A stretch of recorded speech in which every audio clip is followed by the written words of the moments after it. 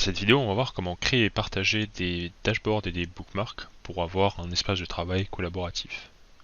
On va d'abord commencer par la création du dashboard. Pour ça, on va accéder à la liste qui se trouve sur la gauche et on va cliquer sur le petit bouton plus pour ajouter un dashboard. Après l'avoir renommé, on peut le monter en haut de la liste pour l'épingler et le retrouver plus facilement. Suite à ça, on va pouvoir fermer la liste et commencer à personnaliser notre dashboard. On peut renommer les onglets en cliquant directement dessus. Ici, on va s'intéresser aux fichiers et aux bookmarks. On retrouve l'application Bookmark dans le compas en haut à gauche et on va venir le glisser et le déposer dans l'onglet actif. On va ensuite cliquer à côté de l'onglet sur la flèche vers le bas pour ajuster l'application à la taille de l'écran. Maintenant que je suis dans mes bookmarks, je vais pouvoir commencer à créer mes signets. On retrouve l'option de nouveau signé dans les commandes juste au-dessus.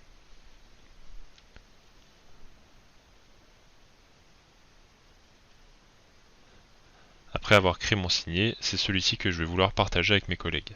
Pour ça, je me sers de l'option Partager.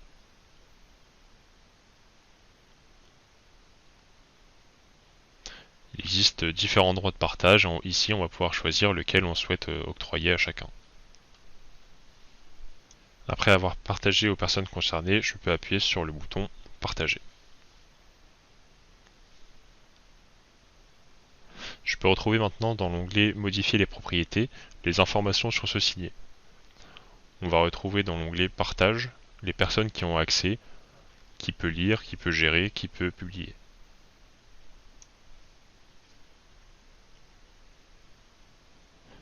Toujours dans les bookmarks, on va maintenant s'intéresser à l'organisation des colonnes. Pour ça, on va aller en haut à droite sur le bouton Menu, puis la commande Option de la vue d'arborescence. Ici, on va retrouver dans l'ordre tel qu'il apparaît dans les bookmarks la totalité de nos colonnes.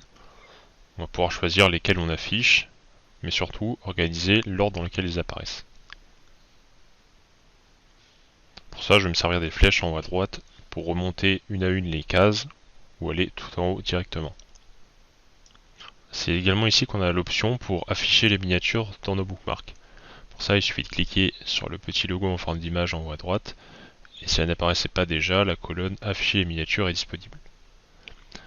On peut aussi en créer directement une colonne, c'est-à-dire qu'on la verra à tout moment sur la droite ou sur la gauche lorsqu'on navigue dans les colonnes. Après avoir personnalisé notre bookmark, on va maintenant voir comment partager le dashboard qu'on a créé plus tôt.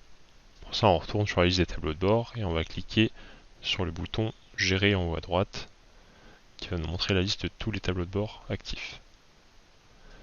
On va aller dans celui qu'on a créé qui s'appelle Exemple et dedans on va avoir la possibilité d'inviter des nouveaux membres. Ici encore une fois on a plusieurs options pour les droits de partage, de lecture, de contributeur et de propriétaire. On va pouvoir sélectionner pour chacun quel droit on donne, puis ajouter directement les nouveaux membres.